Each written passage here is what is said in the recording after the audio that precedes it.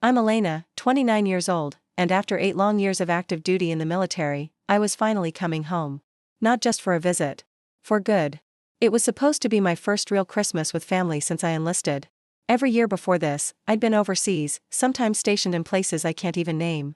I'd missed birthdays, holidays, even my baby sister's high school graduation. But this time, I had circled the date on my calendar like a lifeline. December 23rd. I was flying into Dallas. My mom said she'd be baking my favorite, pecan pie with extra whipped cream. My sister Lila promised we'd decorate the tree together like we did when we were kids. My father?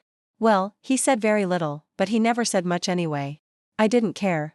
This was my chance to feel normal again. No combat boots. No cold bunks or rigid schedules. Just family. Laughter. The smell of pine needles and cinnamon and warmth. My final deployment had left me drained, physically, emotionally, spiritually. I had scars, sure, but what I longed for most was peace. So when I got that first message from my mom, I cried. Elena, I washed your old quilt and fluffed the pillows on your bed. Lila hung your stocking. Your room is waiting. I packed slowly. My medals. My journals. A few books. And a snow globe I'd picked up from a market in Prague for Lila. For the first time in years, I was excited. Until the next message came in. Not from my mom. From my father. Elena, maybe it's best you stay with a friend this year. Things are tense here. We'll talk later. I stared at the screen for a long time. My hands trembled. What did that mean? Stay with a friend? After years in desert heat, sandstorms, and danger, I wasn't expecting to come home to a battlefield of a different kind. I called him. Straight to voicemail. I tried again. No answer. So I called Lila. Her voice was soft. Nervous. Elena, something happened. Dad's been acting weird. You know how he gets. How I get? I snapped. Lila, he just uninvited me from Christmas. After I sent him my discharge papers. After everything. She hesitated. He read something. A letter from Grandpa's estate. It mentioned your name. There's money involved, I think. Property. I'm not sure. He didn't take it well. My blood ran cold. My grandfather passed away last spring. I hadn't made it back in time for the funeral, but I wrote a letter. Sent flowers. I thought we'd all moved on. Apparently not. Lila, I said slowly, what property? She exhaled sharply. He left you the lake house. The one in Marble Falls. I dropped my phone. The lake house? That house had been in our family for decades. A quiet escape built by my grandfather with his own hands. My dad always assumed it would be his. He practically lived there every summer. Now it was mine? And suddenly, the text made sense. This wasn't about space. This was about resentment. Inheritance. Control. And a daughter he couldn't manipulate anymore.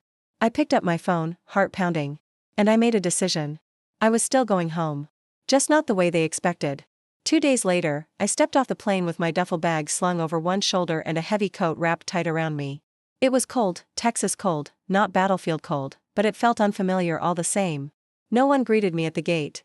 No hugs. No posters. No family. Just silence. And that hurt more than I'd anticipated. I had called an old friend, Maya, to pick me up. She was a nurse now, working long shifts but somehow still made time for people she loved. Unlike others. When I got into her car, she hugged me so tight I almost couldn't breathe.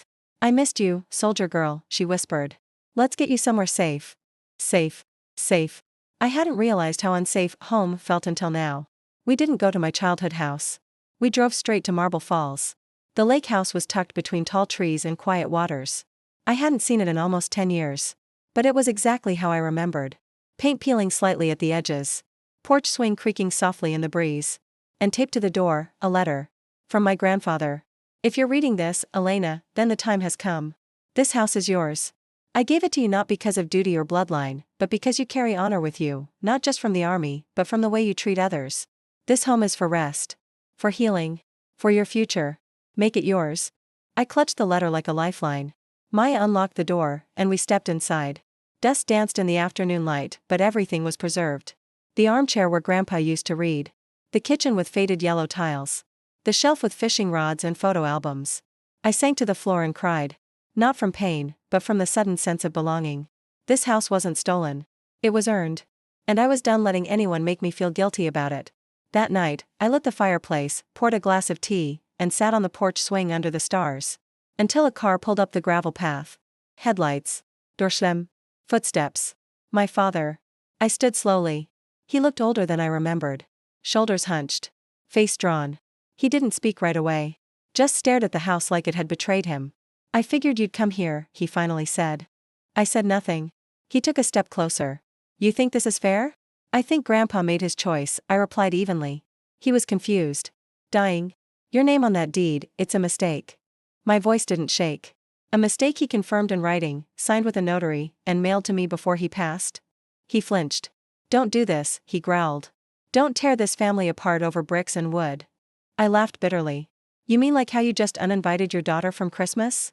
Or how you tried to hide the truth?" He took another step. "You've always been the outsider. Even now, you're just a guest in a house that was meant for me." I raised the letter. "No. I'm the owner. And I'm not the one who changed. You are." His jaw tightened. "You come back from war and act like you know everything. But you don't know what this family went through while you were off playing soldier." I felt the sting. But I didn't let it show. I fought for peace. For strangers. And now, I'm fighting for myself. You don't get to belittle that just because I finally have something you want. He looked at me then, really looked. And maybe for the first time, he saw me as more than a soldier or daughter. As a woman standing her ground. "Don't make this ugly," he said softly. "It already is," I replied. He turned to leave but stopped at the bottom of the steps. "This isn't over." But as he disappeared into the night, I realized something. Yes, it was. At least for me. But what came next, what they tried to do when the will became public? That's the twist you won't believe. The next morning, I woke up to frost on the windows and my phone buzzing nonstop. 3 missed calls from Lila. 7 text messages from unknown numbers. And one from Maya, check the local paper. Front page. Still half asleep, I pulled up the online edition of the Hill Country Gazette. Headline: Decorated Army veteran inherits historic lake house. Family dispute looms. Underneath was a photo of me in uniform next to the lake house. Someone must have tipped them off, maybe a neighbor, maybe someone from the county registrar's office. The article was surprisingly sympathetic, detailing my service record, the inheritance, and the quiet feud now brewing beneath it all. I didn't want attention. But it found me anyway. A knock came at the door around 9 a.m. I flinched, half expecting my father again, but it was Lila. She looked nervous, her hands shoved into the sleeves of a too-thin hoodie. "Elena," she said softly. "You need to know something." I let her in. She paced the old kitchen, avoiding my eyes. "Dad went to a lawyer. He's trying to contest the will. Says Grandpa wasn't in his right mind when he changed it. That you manipulated him." I blinked. "I was in Afghanistan when the will was signed." "I know," she said quickly. "I told him it's ridiculous. But he's serious, Elena. He's gathering affidavits, trying to turn Mom against you too." I sat down hard in Grandpa's old chair. Of course. He couldn't take it from me physically, so now he'd try legally. Publicly. Shamefully.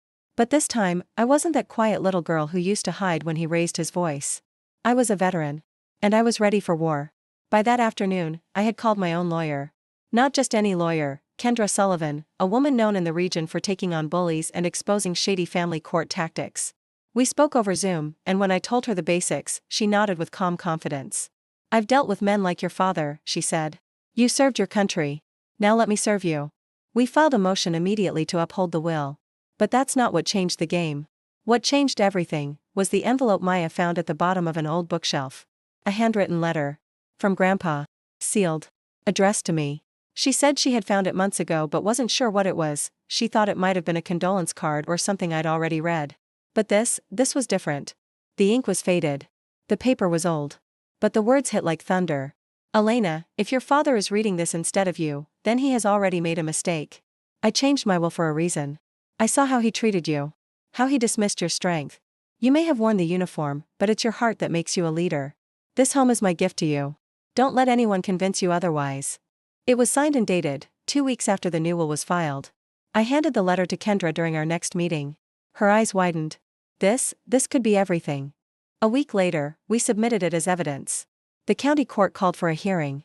And guess who showed up with a fake smile and a slick attorney from some firm called Crestwood and Price? My father. He wore a blue tie. My mother clung to his side.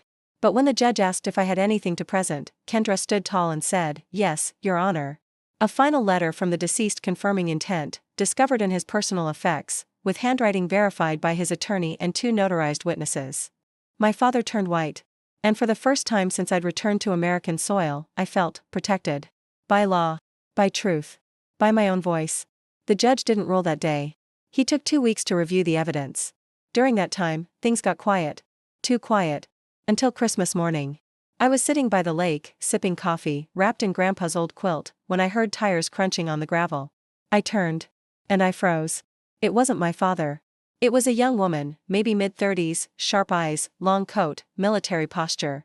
She walked slowly, hands up in peace. "Are you Elena?" "Yes," she smiled, but it didn't quite reach her eyes. "I'm Captain Ruth Carter. I served with your grandfather during Vietnam. We stayed in touch over the years." I blinked, stunned. "He talked about you constantly," she continued. "Told me you were the only one in the family who knew what real sacrifice looked like." My heart swelled. "He asked me to deliver something to you," she added, pulling a small, locked box from her satchel. "Said not to trust anyone else." I took the box, hands shaking. Inside was a folded military flag. And a flash drive. "What's this?" I asked. She hesitated. "Proof. Records. Conversations your grandfather had with lawyers, voicemails from your father, things he kept just in case you ever needed them." I stared down at it. "Everything I needed to end this war, right here. You'll win this," she said, saluting. "Merry Christmas, Sergeant." And then she walked away. I watched her leave, overwhelmed. This wasn't just a home. This was legacy. Honor. Redemption. And maybe, a new beginning. That night, I couldn't sleep. The flash drive from Captain Carter sat on the table like a loaded weapon. I finally plugged it into my laptop and waited. It was all there. Audio recordings. Email copies. Video messages. One of them was from my grandfather, sitting in this very house, dated just a week before his passing. "If my son tries to change the terms of my final wishes, this is my testimony," he began, looking straight into the camera. His voice was shaky but deliberate. "Elena has always been my legacy. She served our country, honors our name. I've watched my son take and manipulate for decades. No more. If you're watching this, Elena, fight. And know that I left you everything for a reason." I paused the video and wiped my eyes. The next file was a voicemail, left by my father on Grandpa's phone. "Dad, come on. You can't just give it all to her. She's barely ever home. What about me? What about what I've built?" There were more. Ugly conversations. Manipulation. Legal scheming. And now, I had it all. I emailed the files to Kendra right away. She called 10 minutes later. "Elena, this isn't just helpful. This buries him. We're not just defending the will anymore. We can countersue for fraud if we want." My heart raced. But instead of anger, all I felt was peace. I didn't want revenge. I just wanted the truth to be louder than the lies. The court reconvened after New Year's. This time, the energy was different. My father looked tired, like the mask he'd worn for decades was slipping. My mother avoided my eyes. Even their attorney looked tense. Kendra stood and presented the recordings first. The judge listened in silence. Then she handed him the video from my grandfather. As he watched it, something shifted in the room. The weight of truth finally pressed down on every corner of the courtroom. My father looked like a ghost. When the judge finally spoke, his voice was calm but firm. "The evidence is clear. The revised will is authentic and reflects the full intent of the deceased. Any challenge to this estate is hereby dismissed with prejudice." I didn't move. Not until the judge added, "Furthermore, due to attempts to alter the will and suppress evidence, I am referring this matter to the district attorney for review." Gasps echoed through the room. I turned and looked at my father. He wasn't furious. He was afraid. And I didn't feel joy. I felt free. 2 weeks passed. I stayed at the lake house, finding comfort in quiet mornings, familiar creaks in the floorboards, and the scent of cedar from Grandpa's old closet. Then, one morning, there was a knock at the door. Not angry. Not impatient. Just hesitant. I opened it and found my mother standing there, alone. She looked smaller than I remembered. Less fierce. More human. "Elena," she said softly, "I just wanted to talk." I didn't say anything. She looked down. "I didn't know everything. I believe what your father told me. I didn't check. I didn't ask. I just followed." Silence stretched between us like a canyon. "I've lost everything," she whispered. "But I deserve to. I see that now." I studied her for a long moment. And then I stepped aside. 10 minutes, I said. She nodded, eyes glistening with relief. We sat at the kitchen table. She didn't beg. She didn't defend him. She just told me stories, about Grandpa when he was younger, about how he used to fish at the dock with me when I was small, about how proud he was when I enlisted. She reached into her purse and pulled out a small envelope. "He asked me to give you this. I was supposed to years ago, but I didn't." I opened it. Inside was a photo of me at 5 years old, sitting on Grandpa's shoulders, both of us laughing. On the back, in Grandpa's handwriting, were 5 words: my heart. My legacy. Always. Tears blurred my vision. My mother stood to leave. She didn't ask for forgiveness. She simply said, "I hope you find peace." And this time? I believed her. I hadn't planned on celebrating Christmas that year. After everything with the will, the lawsuit, the inheritance, it just didn't feel like the season to string up lights or unwrap presents. I had come home hoping for family warmth and ended up facing betrayal. But on Christmas Eve, something unexpected happened. Malik called. "I know you didn't want to do anything," he said gently. "But I'm outside. I brought dinner." I opened the door and there he was, holding 2 paper bags and wearing a ridiculous Santa hat that tilted sideways every time he smiled. "I also brought your favorite: rosemary chicken and roasted sweet potatoes." I stared at him, caught between shock and a sense of warmth I hadn't felt in months. "You could have texted," I said with a raised brow. He shrugged. "Some things are better said in person." He stepped inside, set the food on the table, and handed me a small box. I hesitated. "What's this?" "Not jewelry," he said quickly, smirking. "Open it." Inside was a simple compass keychain. "It's symbolic," he explained. "So you always remember, you're never lost. You've just been searching for the right direction." I didn't cry. Not because I wasn't overwhelmed. But because, for once, I felt safe enough not to. We sat by the fireplace eating takeout by candlelight. No Christmas carols. No forced smiles. Just 2 people sharing space, healing in silence. When he reached for my hand later that night, I let him. Because sometimes, family isn't who you come from. It's who shows up when everything else falls apart. The week after New Year's, I received another letter. Not from my father. Not from my mother. But from someone I hadn't heard from since high school, Uncle Wayne, my father's older brother. He'd been estranged for years. I remembered whispered conversations about him being difficult, reckless, even jealous. But the letter told a different story. "Elena, I've been following the court proceedings. I saw the news. I'm sorry. I should have come forward sooner. Your grandfather confided in me before he passed. He told me what he feared your father might do, and I didn't believe him. I thought he was just being paranoid. But then I saw it. I saw your father changing. Hiding things. Lying. I want you to know, he did the same thing to me once. That's why I left. I've spent years in silence, ashamed of the way I abandoned our family. But after what you did, what you stood up for, I want to make something right." Enclosed with the letter was a photocopy of a property deed, a small cabin in the mountains. It had been in the family for generations, and apparently, it had been transferred to my father illegally after my grandfather's death. Uncle Wayne had been trying to claim it back but lacked the legal power to fight it. Now, he wanted me to have it.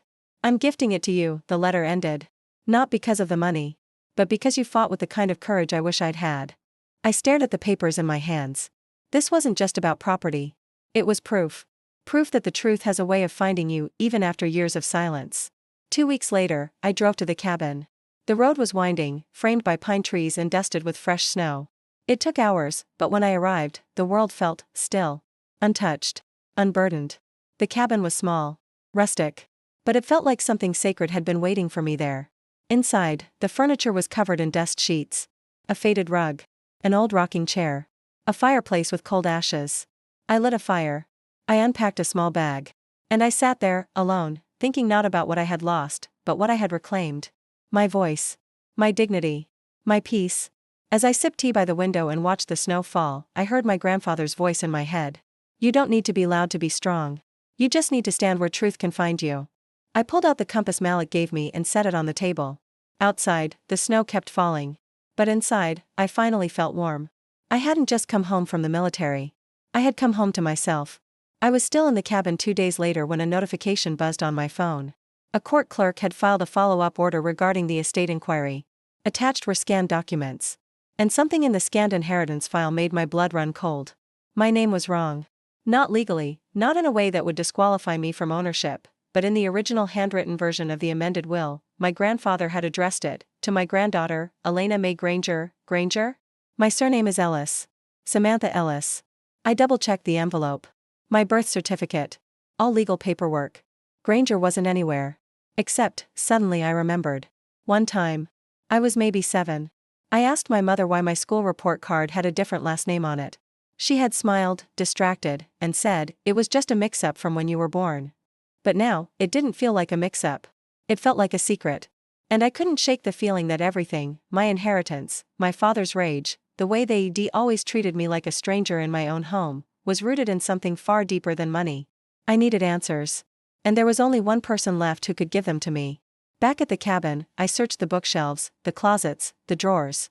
My grandfather had lived here during his final years, and I hoped he'd left behind something, anything. That's when I found a photo album. Buried beneath a wool blanket in a cedar chest. The album was worn, its pages fragile. Most of the photos were old, black and white, with names scribbled in faded ink beneath each picture. Then, tucked in the back, I saw a more recent one. A woman, around her late 20s. Long auburn hair. Freckles. Holding a baby girl wrapped in a floral blanket. Underneath the photo, it read, Elena May, 1994. I stared at it for a long time. That baby, it was me. Which meant the woman wasn't my mother. She didn't even look like her. My hands trembled as I flipped the photo over. There was a note. Elena left her with us for safety. Asked us to keep her name out of the system until things settled. I promised I would. She deserves a chance at a normal life. And suddenly I understood. I was adopted. Or at least, taken in quietly. Raised by people who didn't want me, but wanted control of whatever I might become. And now, after all these years, the truth had surfaced, like a forgotten heirloom in the attic. It all clicked into place that night. Why my father had always treated me differently. Why my brother could do no wrong. Why I felt like a guest in my own childhood home. He wasn't my real father. And I wasn't his daughter. I was the daughter of a woman he had once hated. Maybe even feared. A woman who had walked away from the family legacy, and left me behind. I sat in the silence of the cabin, firelight dancing across the wooden walls, and let it all sink in. The house. The money. The lawsuit. It was never just about the lottery. It was about bloodlines. Control. A hidden lineage they tried to bury in silence, until the one person they underestimated unearthed it all. And now, I held the proof. Not just of my legal rights, but of my identity. I took a deep breath, walked outside into the snow, and looked up at the sky. I whispered the name aloud. Elena May Granger. And for the first time in my life, I felt whole. Not because of what I owned. But because I finally knew who I was.